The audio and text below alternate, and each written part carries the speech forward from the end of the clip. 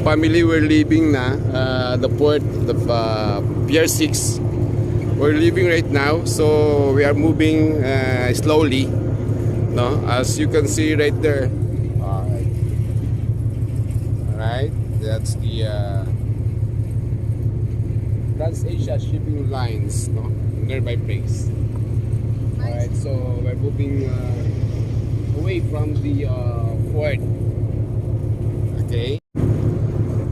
So as you can see right there, that is the bridge. I think that is SRP bridge or open bridge, no? Yan. So bye bye Cebu. See you again soon, hopefully. And after another 50 years. So we're moving away like that.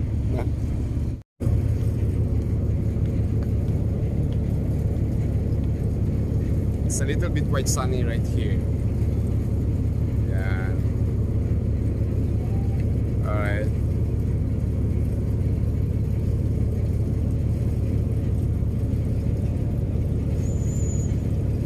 Medyo mainit ha.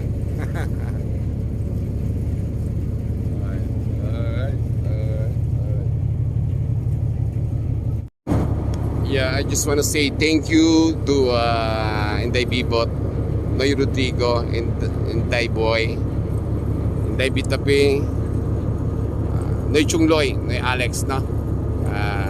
At saka sa birthday celebrant natin kagabi si Noy Alex Arias, no? Happy birthday uli, Noy. 73rd birthday.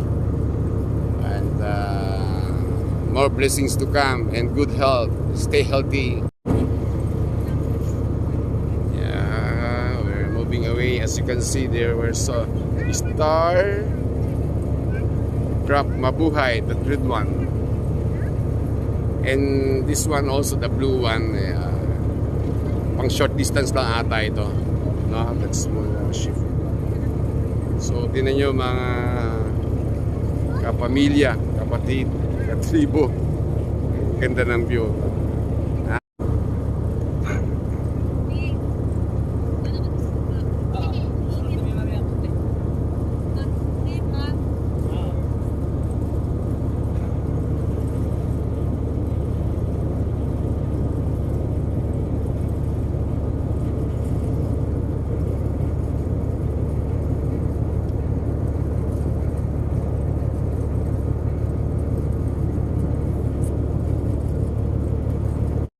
As we are leaving Cebu right now,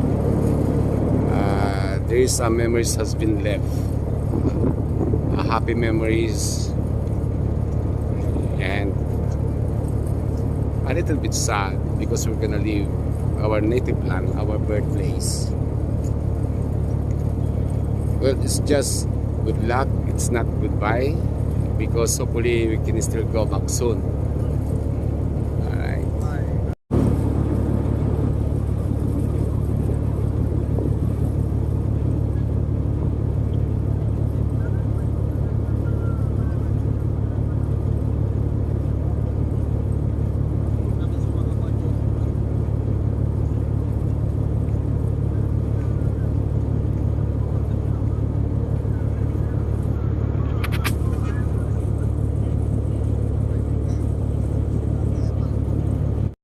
Time is 11:37 of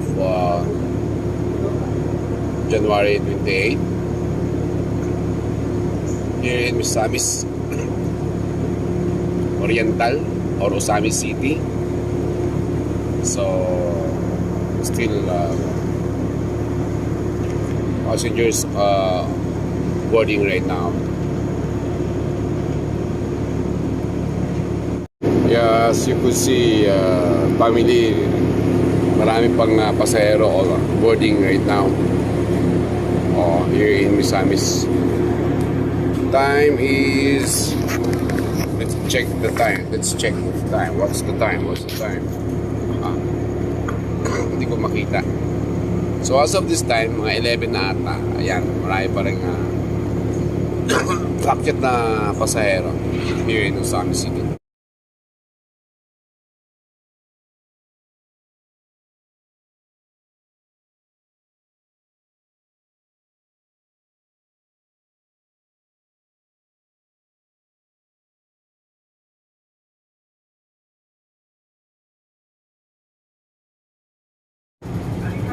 So again, these are the people in Bargon.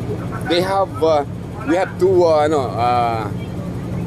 disembarking stairway, no? Yung batawag doon. That's one, and the other one here, no? And this is the second stairway to heaven. Like that. Yan. So Katribo, I just want to please to you that the passengers right now are already embarking. No, these passengers who will be embarking here in Osamis City or Misamis Oriental. So dami nila, no? So most likely baka marami ring sasakay papuntang Maynila naman, because coming from here in Osamis City, diretso na ito sa Maynila. Based on the info coming from the captain of